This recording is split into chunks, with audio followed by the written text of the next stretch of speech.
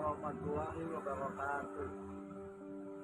Perkenalkan, nama saya Rialna Amirusta dengan NIM G2011069, mata kuliah Retorika Public Relation. Di sini saya akan berpidato dengan tema kelangkaan minyak goreng yang terjadi akhir ini di Indonesia. Yang terhormat kepada Ibu Desi Hasbiah selaku dosen mata kuliah Retorika Public Relation dan rekan-rekan yang saya banggakan dan saya sayangi. Pertama-tama, marilah kita panjatkan puji syukur kehadiran Allah Subhanahu wa Ta'ala yang telah melimpahkan karunia, rahmat dan hidayahnya kepada kita, sehingga kita dapat berkumpul di sini dalam keadaan sehat walafiat. Tak lupa sholawat serta salam semoga tetap tercurah kepada junjungan kita Nabi Allah Muhammad SAW beserta para sahabat dan pengikutnya yang setia sampai akhir zaman. Karena petunjuk dan syafaat beliaulah yang membawa kita keluar dari zaman jahiliyah atau kebodohan ke zaman yang selalu dirahmati Allah Subhanahu wa Ta'ala. Melihat dari kejadian saat ini dan informasi yang beredar di masyarakat tentang langkanya minyak goreng di masyarakat, sehingga berdampak tingginya nilai jual minyak goreng yang membuat masyarakat berat dengan tingginya harga minyak goreng. Mengingat minyak goreng salah satu penunjang kebutuhan pokok masyarakat kita. Dari kejadian tersebut muncul spekulasi tentang kelangkaan minyak goreng yang diakibatkan kurangnya pengawasan dan antisipasi pemerintah pusat. Buntut dari kelangkaan ini, harga minyak goreng pun melambung meski telah ditetapkan harga eceran tertinggi atau HET. Maka dari itu, pentingnya pengawasan dan antisipasi yang matang dari pemerintah untuk bisa menanggulangi situasi yang terjadi. Beberapa narasumber mengungkap bahwa kejadian langkanya minyak goreng diakibatkan oleh rendahnya daya beli dalam negeri, sehingga para produsen cenderung memilih untuk mengekspor minyak goreng ke luar negeri dibandingkan memenuhi pasar dalam negeri. Disinilah peranan penting pemerintah untuk bisa menyikapi industri minyak goreng dalam negeri, sehingga pemerintah harus bisa lebih tegas kepada produsen minyak goreng untuk bisa mengutamakan kepentingan masyarakat dalam negeri dibanding hanya untuk keuntungan semata para produsen. Pertanyaannya adalah, apakah kelangkaan minyak goreng kemarin itu alami sesuai dengan mekanisme pasar? Kemudian, apakah kenaikan harga itu juga wajar sesuai dengan mekanisme pasar? Dua pertanyaan tersebut perlu dijawab, karena mekanisme pasar tidak murni berarti telah terjadi kejoliman di antara para pelaku pasar atau produsen konsumen.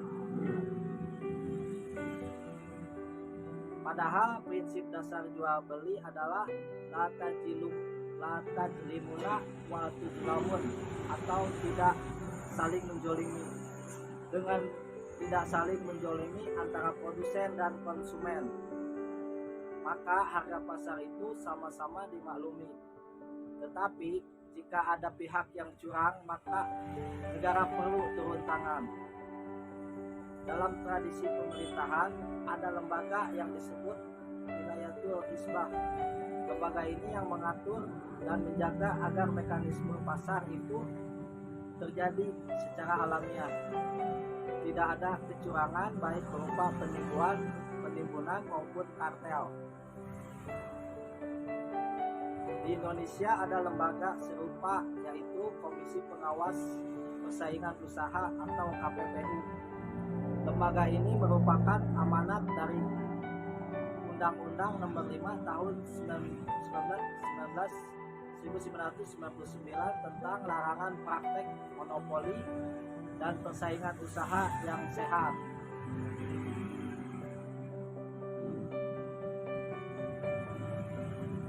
Kartel dan penimbunan itu bentuk laku jolim. Kartel adalah sekelompok produsen pasar yang bekerja sama satu sama lain untuk meningkatkan keuntungan dan mendominasi pasar. Ada aroma yang cukup kuat telah terjadi kartel di sektor minyak goreng. Indikasinya komoditas tersebut hilang bersamaan, lalu ketika harga dilepas langsung muncul serentak. Berarti rak-rak minyak yang kosong itu bukan karena tidak ada barang, tetapi sengaja ditimbun. Itu perbuatan dosa. Karena laku penimbunan akibat barang langka, ketika barang langka mekanisme pasar akan menaikkan harga. Akan tetapi itu mekanisme pasar yang terdistorsi, bukan alami. Hal ini sesuai dengan data dari Kementerian Perdagangan berikut. Di Jakarta, pasokan minyak goreng itu per 16 Maret 2022 ada 85 juta liter. Demikian pula di Jawa Timur 91 juta liter. Menurut perhitungan Badan Pusat Statistik, stok itu sangat cukup sesuai dengan jumlah penduduknya. Tetapi faktanya di pasar tidak ada barangnya. Mekanisme pasar yang wajar dan alami itu baik.